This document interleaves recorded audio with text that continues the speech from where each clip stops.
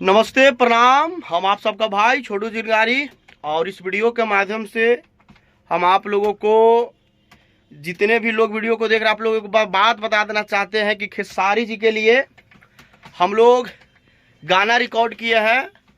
खेसारी जी के झंडा लहरते बा और खेसारी जी के गाना ट्रेंड करते बा। हमारे साथ स्टूडियो में म्यूजिक डायरेक्टर हैं गुलशन गुलाब जी, बहुत ही धांसू म्यूजिक डायरेक्टर हैं। बाकी हमारे राम श्याम भाई, जुड़वा भाई है, सिंगर है, दोनों भाई बहुत ही जबरदस्त गाना दोनों भाई गाते हैं। तो अभी हम लोग सभी लोग एक जगह पे एक स्टूडियो में हैं और अभी एक बहुत तगड़ा गाना हम लोग रिकॉर्ड किए हैं। एकदम धांसू गाना है जो कि खेसारी जी के समर्थन में है, खेसारी जी के लिए गाया हुआ गाना है, समझ गए ना। बहुत प्यारा गाना हम लोग बनाए हैं। तो जितने लोग वीडियो को देख रहे होंगे, खास करके खेसारी जी के चाहने वाले, जय हो जय हो, सब कोई सपोर्ट करे, सपोर्ट शेयर दबा के गर्दा कर दीजिए कि जरे वाला जरिए के मरते बा और खेसारी जी के गाना ट्रेंड करते बा।